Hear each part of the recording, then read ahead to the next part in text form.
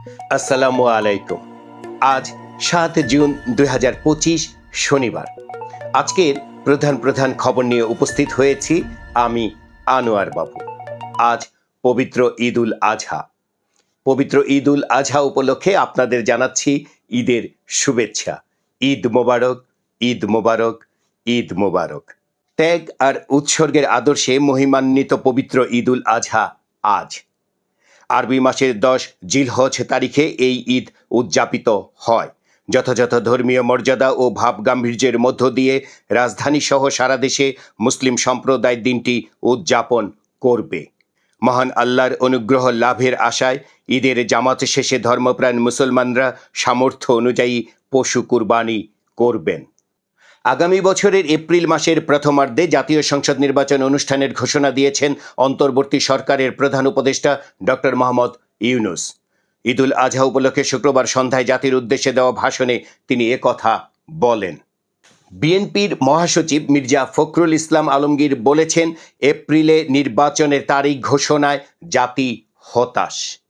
সংবাদের ভেতরে যা রয়েছে তা হচ্ছে, থাইল্যান্ডে চিকিৎসা শেষে দেশে ফিরেছেন বিএনপি মহাসচিব মির্জা ফখরুল ইসলাম আলমগীর। শুক্রবার রাত ১:৩০টার দিকে হজরত শাহজালাল আন্তর্জাতিক বিমানবন্দরে অবতরণ করে তাকে বহনকারী উড়োজাহাজ। ফেরার পথে সাংবাদিকদের সঙ্গে কথা বলতে গিয়ে নির্বাচন প্রসঙ্গে সরকারের সাম্প্রতিক ঘোষণায় গভীর হতাশা ব্যক্ত করেন মির্জা ফখরুল। বিএনপি মহাসচিব বলেন, বারবার বিএনপি বলে এসেছে দ্রুত নির্বাচন চায়। আমাদের প্রত্যাশা ছিল ডিসেম্বরের মধ্যে নির্বাচনের তারিখ ঘোষণা করবেন ডক্টর মোহাম্মদ ইউনূস। কিন্তু নিঃসন্দেহে বিএনপি শুধু নয়, এপ্রিলে নির্বাচনের ঘোষণায় গোটা জাতি হতাশ হয়েছে। প্রধান উপদেষ্টার নির্বাচনের ঘোষণায় জাতির প্রত্যাশা পূরণ হয়নি উল্লেখ করে বিএনপির স্থায়ী কমিটির সদস্য সালাউদ্দিন আহমেদ বলেছেন, এমন সময়ে নির্বাচনের সময় ঘোষণা করা হয়েছে যে সময়ে পাবলিক পরীক্ষা থাকে, আবহাওয়া ঠিক থাকে না। এছাড়া ফেব্রুয়ারির মাঝামাঝি রমজান মাস শুরু হবে। এপ্রিলের প্রথমার্ধে যদি নির্বাচন অনুষ্ঠান করতে হয় তাহলে ৪৫ দিন যে সময়সীমা লাগে তফসিল ঘোষণার পর থেকে নির্বাচন পর্যন্ত, সেটা রমজানের মধ্যেই প্রচার প্রচারণা করতে হবে। এটা একটা অযৌক্তিক ধারণা। গতকাল শুক্রবার বিকেল ৪টার দিকে গাইবান্ধা থেকে ঢাকাগামী ঋতু পরিবহনের একটি যাত্রীবাহী বাস পলাশবাড়ী উপজেলার ঢোলভাঙ্গা বাজারের পশ্চিমে দোকানঘর নামক স্থানে পৌঁছলে বিপরীত থেকে আসা একটি যাত্রীবাহী বাস ব্যাটারি চালিত একটি ইজি বাইককে চাপা দেয়। এতে ঘটনাস্থলেই ৩ জন ইজি বাইক যাত্রী নিহত হন। এই ঘটনায় ২ জন আহত হয়েছেন। আহতদের উদ্ধার করে রংপুর মেডিকেল কলেজ হাসপাতালে পাঠানো হয়েছে।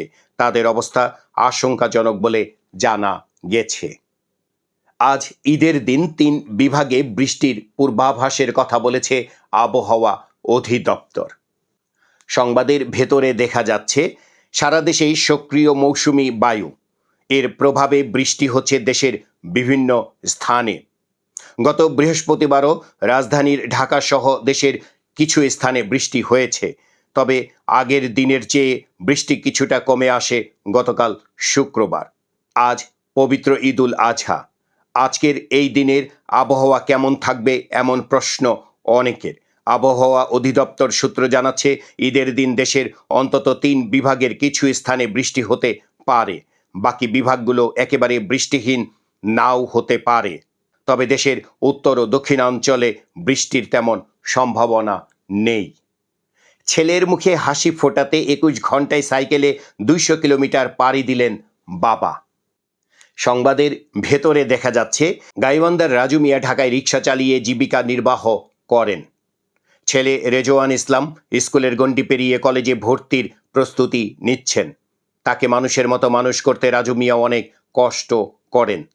কলেজে যাতায়াতের জন্য ছেলের একটা বাইসাইকেল খুব প্রয়োজন ছিল। ঢাকায় কষ্টার্জিত টাকায় একটি পুরাতন সাইকেলও কিনেছেন।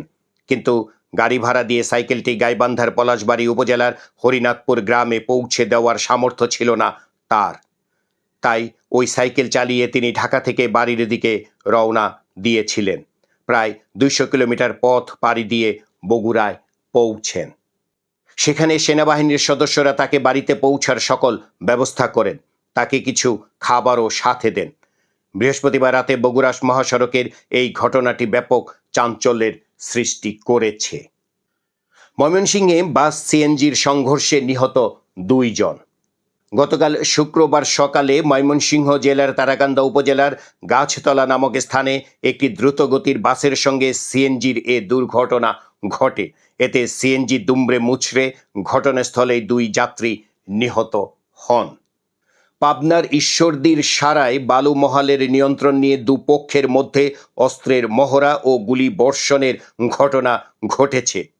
বৃহস্পতিবার উপজেলার সারা ইউনিয়নের ইসলামপাড়ায় অস্ত্রের মহড়া ও ফাঁকা গুলি বর্ষণ করে একদল দুর্বৃত্ত। এই ঘটনার একটি ভিডিও সামাজিক যোগাযোগ মাধ্যমে ছড়িয়ে পড়েছে। এতে স্থানীয় মানুষের মধ্যে আতঙ্ক ছড়িয়ে পড়েছে। এই ছিল আজকের প্রধান খবর। আমাদের এই ভিডিওটি যদি আপনার ভালো লাগে তাহলে একটি লাইক দিন, আপনার কমেন্ট জানান, আর এই ভিডিও সকলের মাঝে ছড়িয়ে দেওয়ার জন্য বেশি বেশি করে শেয়ার করুন। আরেকটি কথা, আমাদের ভিডিও যদি প্রতিদিন দেখতে চান তাহলে আমাদের চ্যানেলটি সাবস্ক্রাইব করুন।